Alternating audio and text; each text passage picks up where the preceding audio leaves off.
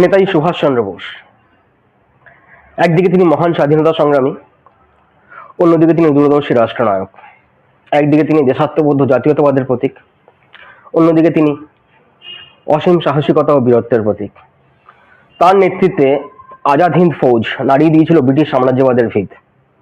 যে আজাদ হিন্দ ফৌজের হাত ধরে ভারতীয় সেনাবাহিনীর পথ চলা শুরু। আজ তার ১২৯তম জন্ম। তার জাতীয়তাবোধ, দেশাত্মবোধ, আদর্শ এসব কিছু নিয়ে তিনি লিখেছেন অ্যান ইন্ডিয়ান পিলগ্রিম বা ভারত পথিক।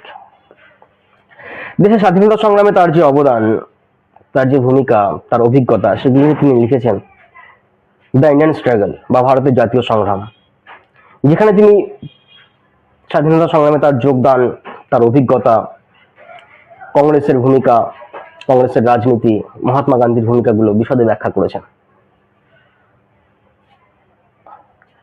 এই বইটির প্রথমার্ধে তিনি ভারতবর্ষের ঐতিহ্য ইতিহাসকে ভিত্তি করে তার দেশের একটি বর্ণনা দিয়েছেন, যেখানে তিনি লিখেছেন বহুত্ববাদ কোনোদিনও আমাদের ভারতীয় ঐক্যের পথে বাধা হয়ে দাঁড়ায়নি। ১৯২০ থেকে ১৯৪২ সাল পর্যন্ত ভারতের স্বাধীনতা আন্দোলনে তার যে ভূমিকা, তার যে যোগদান, প্রত্যেকটি ঘটনা পুঙ্খানুপুঙ্খভাবে এই বইটাতে লেখা। দ্য ইন্ডিয়ান স্ট্রাগল এটা শুধুমাত্র একটা বই নয়, এটা ভারতবর্ষের স্বাধীনতা ইতিহাসের একটা জীবন্ত দলিল। দেশ ও জাতির গঠনে যুব সমাজের ভূমিকা নিয়ে তিনি যুব সমাজের জন্য লিখে গেছেন তরুণের স্বপ্ন বইটি।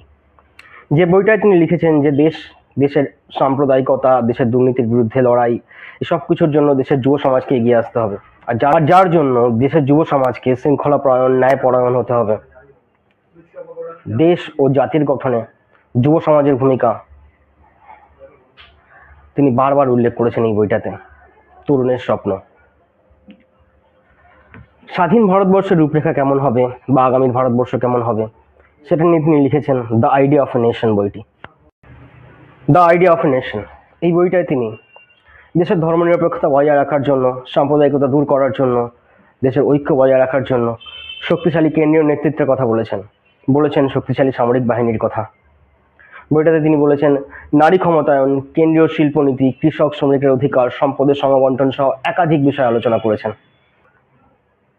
যে বিষয়গুলো বাস্তবায়িত করতে পারলে হয়তো আমরা প্রকৃত অর্থে এক আত্মনির্ভর ভারত বা সেই ভারতবর্ষকে দেখতাম যা সত্যি বিশ্বগুরু হতো।